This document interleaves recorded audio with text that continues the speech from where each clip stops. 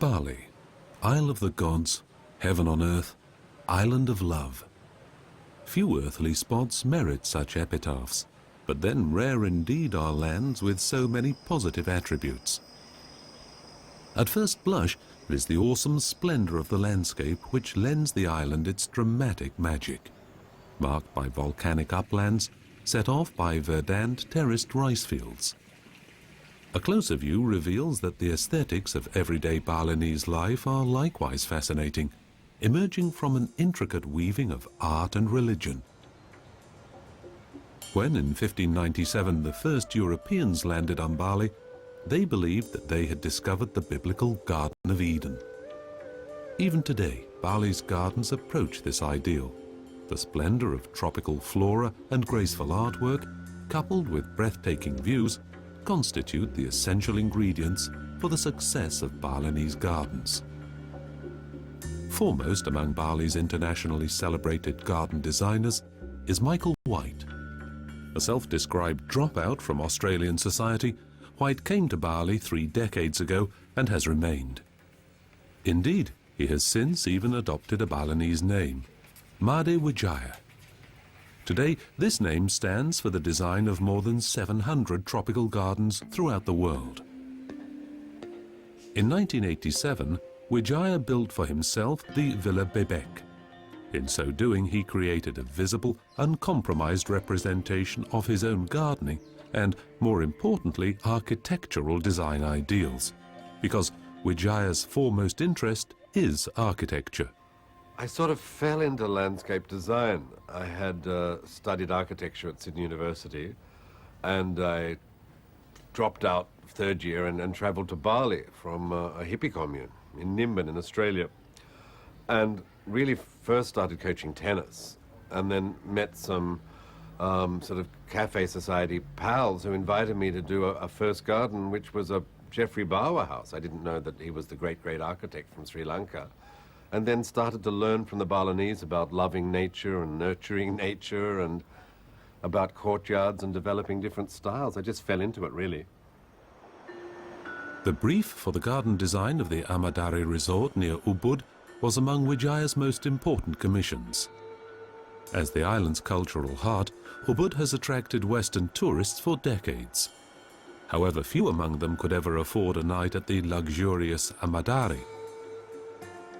The resort structures, fashioned as an idyllic Balinese village, were designed during the 1980s by Australian architect Peter Muller.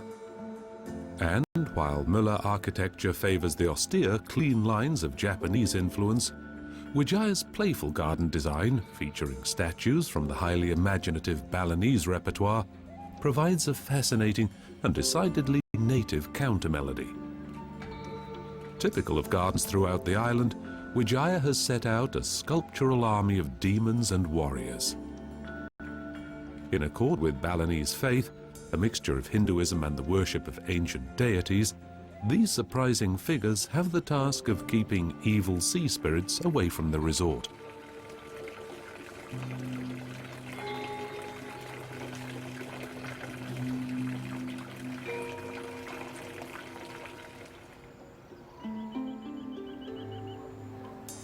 Tropical plants such as this nest fern grow along the paved footpaths. In fact, these striking paths are among the Amadari's most distinguishing design elements. Bordered by high walls, the footpaths ensure the privacy upon which the Amadari's wealthy clientele insists.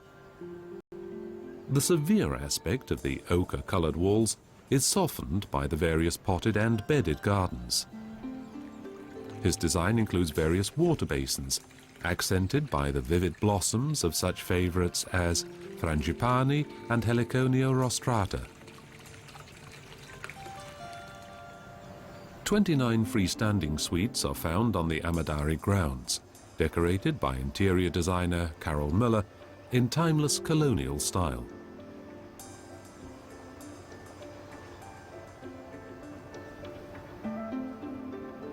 Certain of these suites feature private swimming pools, such as this example, whose overflowing waters spill towards the Ayung Valley.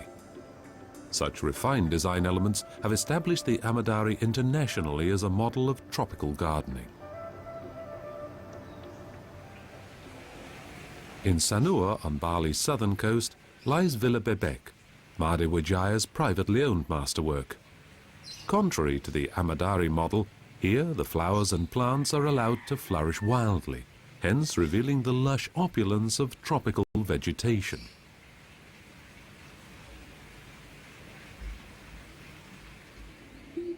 The turquoise-coloured swimming pool is the centrepiece of the garden. A snake-like form pattern from deep blue glazed tiles lends the pool a singular aspect. To ensure adequate sunlight, Wijaya has carefully chosen low-growing plantings for the poolside area.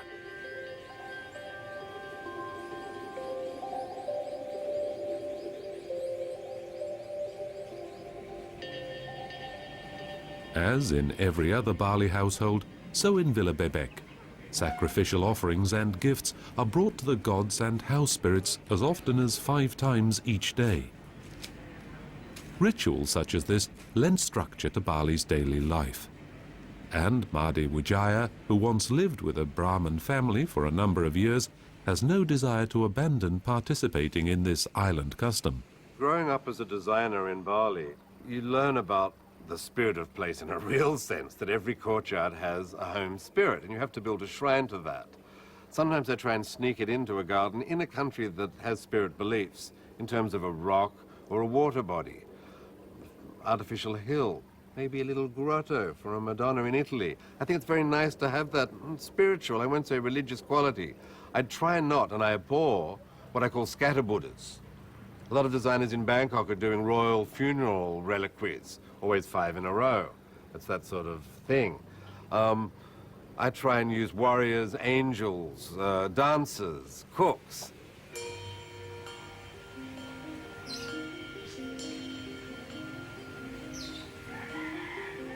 During his extensive travels throughout the Indonesian archipelago, Wijaya has collected countless demons and guardian figures. These evidence the wide variety of Indonesia's myriad microcultures. Nearly as numerous are the many smaller inner courtyards of Villa Bebek. Here, Made Wijaya has taken the opportunity to experiment with various design concepts, which may eventually find their way into his commissioned works.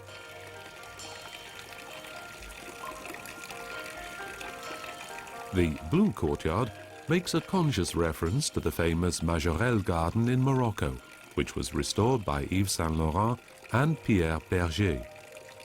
The ambience of other garden rooms call to mind Mexico or the Caribbean. Wherever Wijaya has garden projects, whether in India, Singapore, Indonesia, Malaysia, or anywhere else, he takes the opportunity to photograph people. Thus began his photo series, Beautiful People, of which this photo is an example.